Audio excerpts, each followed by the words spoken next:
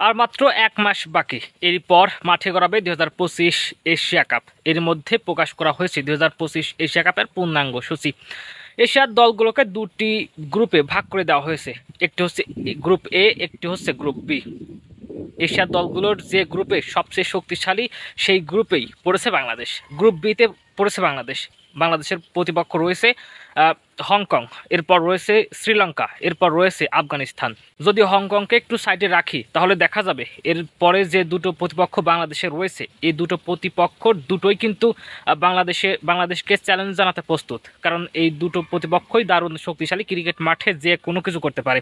আমার মনে হয় শ্রীলঙ্কার বিপক্ষে বাংলাদেশ জিততে পারলেও আফগানিস্তানের বিপক্ষে খুব একটা সম্ভাবনা দেখছি না, যদিও বাংলাদেশ এই সময় দারুণ ফর্মে রয়েছে, যে কোনো কিছু করতে পারে।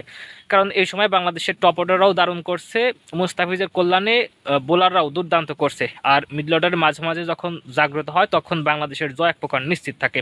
অন্যদিকে গ্রুপ বিতে রয়েছে ইন্ডিয়া, তাদের প্রতিপক্ষ পাকিস্তান, এবং এর সাথে রয়েছে সংযুক্ত আরব আমিরাত এবং ওমান। যদি একটু ভালো করে লক্ষ্য করে দেখেন তাহলে দেখবেন যে গ্রুপ বি থেকে গ্রুপ এ কিন্তু তুলনামূলক খুবই সহজ। পাকিস্তান একটু ভালো খেললেই তাদের গ্রুপে শীর্ষ থেকে গ্রুপ পর্ব শেষ করবে। অপরদিকে তারা কিন্তু পরবর্তী রাউন্ডে চলে যাবে, এটা এক প্রকার নিশ্চিত। কারণ পাকিস্তান এতটাও কুমা দল নয় যে তারা সংযুক্ত আরব আমিরাত কিংবা ওমানের বিপক্ষে জিততে পারবে না। যদি একটু ভালো খেলে তাহলে ভারতের বিপক্ষে জিতে গ্রুপ পর্বে শীর্ষে থেকে গ্রুপ শেষ করতে পারবে। কিন্তু বাংলাদেশের দিকে যদি আপনি তাকান তাহলে দেখতে পাবেন বাংলাদেশ আসলে এখান থেকে ছিটকে যাওয়ার সম্ভাবনাও কিন্তু রয়েছে। তো সবকিছু মিলিয়ে দুটি গ্রুপের মধ্যে বাংলাদেশ পড়েছে সবচেয়ে কঠিন গ্রুপে।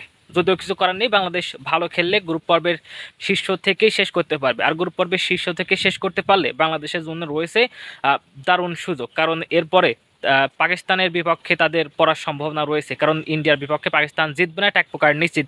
কারণ সাম্প্রতিক সময় পাকিস্তানের পারফর্ম খুব একটা এই কথা বলছে না যে তারা গ্রুপ পর্বে শীর্ষে থাকবে।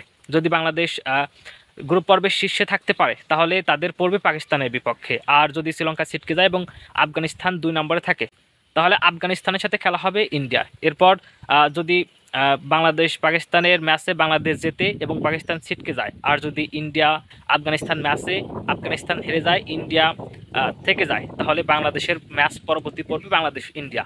ম্যাচটা হবে দুর্দান্ত, আশা করছি এমন কিছুই ঘটবে, আশা করছি। দেখা যাক খেলার মাঠে কি হয়।